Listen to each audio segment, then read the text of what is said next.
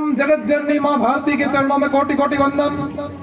आज 74वें गणतंत्र दिवस के अवसर पर अपने इस विद्या के मंदिर में पधारे हुए मंचासीन अतिथि, प्रबंधक महोदय, आदरणीय अभिभावक वृंद, ग्रामवासियों, प्यारे विद्यार्थियों, माताओं और बहनों, हम आज यहाँ पर गणतंत्र दिवस मनाने के लिए एकत्रित हुए हैं। इसलिए सबसे पहले तो आप सभी को गणतंत्र दिवस की शुभकामनाएं। आप सभी का इस विद्यालय प्रांगण में हार्दिक अभिनंदन, स्वागत।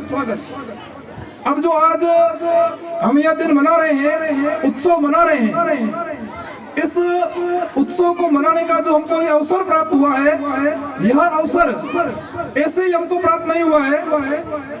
हमारा देश प्राचीन काल में विश्व गुरु सोने की चिड़िया कहलाता था।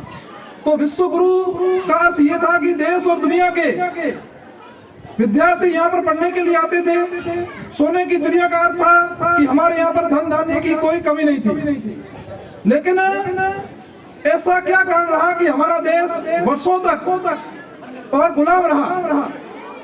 तो उसके अंदर जो अभी भाई ने एकल गीत गाया, माँ बस यह वरदान चाहिए, मेरी हर देश की जय हो, इस प्रकार का जो भाव था वो क्षीण हो गया था, स्वार्थ भाव है ऊपर उठ गया था। क्योंकि एक बार एक कोई राजा था, वो बहुत ही आलसी, प्रजा का हित चिंतक नहीं था, लेकिन उसका जो मंत्री था वो प्रजा को चाहने वाला और ध्यान करने वाला, योग करने वाला, साधना करने वाला, इस प्रकार का व्यक्तित्व था उसका। तो उसने क्या किया, जो मंत्री था उसने एक विदेशी आक्रांता को कहा कि भाई हमारा राजा है वो तो आलसी है, काम करता नहीं, आप हमारे राज्य पर हमला कर दो तो यह राज्य आपके अधीनता स्वीकार कर लेगा। तब उस विदेशी आक्रांता ने अपने देश पर आक्रमण किया और उस राजा को उसने मार दिया। उसको मारने के बाद वो जो उसका मंत्री था उसको भी उन्होंने मार दिया। यानी दोनों को मार दिया और उसके ऊपर उस विदेशी का आधिपत्य हो गया। क्यों हुआ? क्योंकि उसके मन में स्वार्थ का भाव आया था कि इस राजा को मार दूं तो मैं बन जाऊं राजा। हालांकि उसका व्यक्तिगत जो चरित्र था राजा का वो ठीक नहीं था, लेकिन राष्ट्रीय चरित्र उसका अच्छा था। उसने कहा कि देश पर संकट आया है तो सबसे पहले मैं आगे जाऊंगा युद्ध के मैदान में। तो वो गया और वो वीर गति को प्राप्त हुआ। लेकिन वो जो मंत्री था अच्छा था उसका व्यक्तिगत चरित्र, लेकिन उसका राष्ट्रीय चरित्र ठीक नहीं था। उसके हृदय के अंदर स्वार्थ की भावना आई, इसलिए वो राज्य उनको खोना पड़ा। अपन अच्छे उदाहरण भी देखते हैं, भगत सिंह, सुखदेव, राजगुरु, अशफाक उल्लाह खान, इस प्रकार के हजारों जो क्रांतिकारी थे, उन्होंने इस मातृभूमि की सेवा के लिए स्वयं को जलाकर, जल कर जीवन दू जग को, स्वयं को जलाया और इस भारत देश को स्वतंत्र करवाने के लिए अनेक प्रकार के प्रयत्न किए। भगत सिंह जब जेल के अंदर थे और उनको फांसी होने वाली थी, उनके माताजी उनसे मिलने के लिए गए तो उन्होंने कहा कि माँ जब मेरी फांसी हो तब आप वहां पास में मत रहना। तो माँ ने कहा क्यों बेटा? तो कहा माँ हो आपका हृदय कोमल है और आपकी आंखों में आंसू आ जाएंगे, दुनिया कहेगी भगत सिंह की जो माँ है वो रो रही है। इस प्रकार का मैसेज दुनिया के अंदर नहीं जाना चाहिए, इसलिए आप माताजी मेरी फांसी हो तब मत आना। तो इस प्रकार का एक व्यक्तित्व उनका, यानी उनको फांसी होने वाली है लेकिन फिर भी उनके हृदय के अंदर किसी भी प्रकार का डर नहीं है, क्योंकि वो देश का कार्य कर रहे थे। इसलिए अब जो अपना ये तिरंगा ध्वज है, ये 3 रंगों का प्रतीक है, तो ये भी हमें प्रेरणा देता है। सबसे ऊपर जो केसरिया रंग है वो त्याग का, समर्पण का प्रतीक है। हम लोग इससे प्रेरणा लेकर त्याग करें, समर्पण करें। और भगवा रंग है ऊपर जो केसरिया रंग है, वो पहने हुए यदि कोई साधु सन्यासी हमारे सामने आता है तो हम स्वतः ही उनके चरणों में वंदन करते हैं।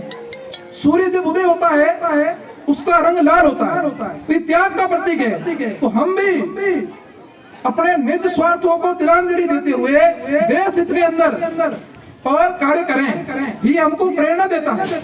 ऐसे ही सफेद कलर जो है वो जो है वो शांति का प्रतीक है, यानी विश्व के अंदर शांति होनी चाहिए। रावण था, रावण के पास में बहुत ज्ञान था, उसके पास ज्ञान की कोई कमी नहीं थी। देखो ज्ञान का भी सदुपयोग आवश्यक है। यदि हम अपने ज्ञान का सदुपयोग नहीं करेंगे तो फिर वो हमारे लिए और विनाश का कारण बन सकता है। तो रावण को अभिमान था, काम वासना का शिकार था, इसलिए उसका अंत हुआ। वो ज्ञानी था लेकिन फिर भी उसके अंदर अवगुण आ गए, इसलिए उनका और अंत हुआ। महाराणा प्रताप जब युद्ध लड़ रहे थे तो उनको जब धन की आवश्यकता महसूस हुई तो भामाशाह नाम का एक व्यक्ति आगे आया। अभी हमने नाम लिया कि भामाशाह जो भी हमको पुरस्कार देते हैं उनको हम कहते हैं भामाशाह। भामाशाह क्यों कहते हैं? क्योंकि भामाशाह उस समय आगे आए और उन्होंने अपने जीवन का जो भी संचित धन था वो सारा धन महाराणा प्रताप के चरणों के अंदर रख दिया कि यदि देश के लिए मेरे धन की आवश्यकता है तो मैं तैयार हूँ। इस प्रकार का यदि हमारे पास धन है तो धन हमारी देश सेवा के लिए काम आना चाहिए। अभी कोरोना काल था, कोरोना काल के अंदर दुनिया में हाहाकार मचा हुआ था, अपने यहाँ पर भी उसका असर पर्याप्त मात्रा में हमको दिखा।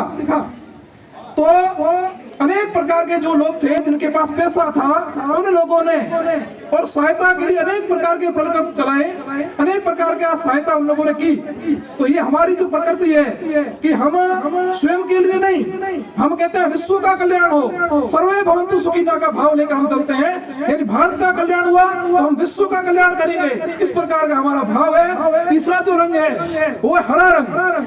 हरा रंग है वो खुशहाली का प्रतीक है, यानी चारों ओर खुशहाली होनी चाहिए। खुशहाली कब होगी? जब हम मेहनत करेंगे।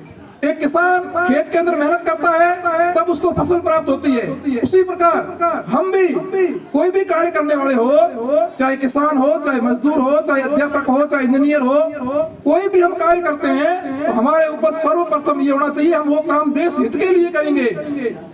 इसी भाव को लेकर हम कार्य करेंगे तो फिर हमारा ये जीवन सार्थक होगा। इसी प्रकार इसलिए एक चक्र है, वो चक्र हमें निरंतर आगे बढ़ने की प्रेरणा देता है कि हम हमेशा आगे बढ़ते रहें। क्योंकि मित्रों आने वाला जो समय है, भारत प्राचीन काल में विश्व गुरु था, सोने की चिड़िया था, तो आने वाले समय में बढ़ेगा। और ये दृश्य आज हम देख रहे हैं कि भारत माता की जय जयकार विश्व के चारों कोनों में हो रही है। ये सब हम सब देखेंगे अपने आंखों से, लेकिन हम सब उसके अंदर सहभागी भी बने। यानी हमारा क्षण क्षण, हमारा प्रत्येक समय इस देश के कल्याण के लिए हम जो भी काम करें देश हित में करें, इस प्रकार का भाव लेकर हम काम करेंगे। अपना जो ये विद्यालय है इसकी स्थापना जुलाई 2015 में हुई थी। उस समय यहाँ पर 150 विद्यार्थी थे और 5 अध्यापक थे। धीरे धीरे वर्तमान समय में यह विद्यालय प्रगति करता हुआ अभी अपने पास में 15 अध्यापक अध्यापिकाएं हैं। उनके मार्गदर्शन में 520 विद्यार्थी यहाँ पर शिक्षा ग्रहण कर रहे हैं। शिक्षा के साथ संस्कारों का भी समावेश, क्यों केवल शिक्षा है और संस्कार नहीं है तो शिक्षा काम नहीं आती है। इसलिए अपने विद्यालय में शिक्षा के साथ साथ शैक्षिक गतिविधियों में जैसे बाल सभा करवाना, तो बाल सभा करवाना यानी एक तो हमारे को उससे अनेक प्रकार के हमारे देश के अंदर जो भी महापुरुष हुए हैं उनकी हम जयंती मनाते हैं, तो उनसे संबंधित हमारे को जानकारी होती है। विद्यार्थी आगे आकर बोलता है तो उसका भी विकास होता है। तो इस प्रकार से बाल सभा और बौद्धिक प्रतियोगिता, तो हमारे यहाँ पर सुलेख, सुरतलेख, चित्रकला, इस प्रकार की बौद्धिक प्रतियोगिता का भी आयोजन हुआ। खेलकूद प्रतियोगिता का भी आयोजन हुआ हमारे यहाँ पर। और विद्यार्थियों को यहाँ से बाहर जाकर कुछ सीखें, बाहर कुछ देखें। क्योंकि कई बार मैं विद्यार्थियों को पूछता हूँ कि भाई आप में से जो चोटन गए हैं या बाड़मेर गए हैं, तो बाड़मेर जाने वाले भी बहुत कम होते हैं, हाथ नहीं खड़ा करते, पता नहीं बाड़मेर देखा ही नहीं हमने। इस प्रकार की स्थिति होती है। तो हमने इस वर्ष शैक्षणिक भ्रमण का आयोजन किया। तो हम यहाँ से चित्तौड़गढ़, उदयपुर, माउंट आबू, महसाणा, अंबाजी, इन स्थानों पर विद्यालय का शैक्षणिक भ्रमण भी हमने रखा। हमारा पिछले वर्ष का जो परीक्षा परिणाम है वो उत्तम परीक्षा परिणाम रहा। अब आप सबके सामने है 10वीं का 12वीं का परिणाम। तो इस सत्र भी मैं ईश्वर से कामना करता हूं कि हमारे विद्यालय का जो परिणाम है वो गत वर्ष की तुलना में और अधिक श्रेष्ठ रहेगा। और आप सब अभिभावकों से भी निवेदन है कि यदि हमारी कोई भी छोटी मोटी कमी होती है तो आप हमको विद्यालय में आकर अवगत करवाएं कि भाई ये थोड़ी कमी है, इसमें आप सुधार करो, तो हम उसमें सुधार करने का प्रयास करेंगे। आज इस अवसर पर और हम एक प्रण लें कि हम जो भी कार्य करेंगे वो देश हित में करेंगे। मेरी हार देश की जय हो का प्रण लेकर हम लोग यहाँ से जाएंगे। ऐसी आप सभी से अपेक्षा। भारत माता की।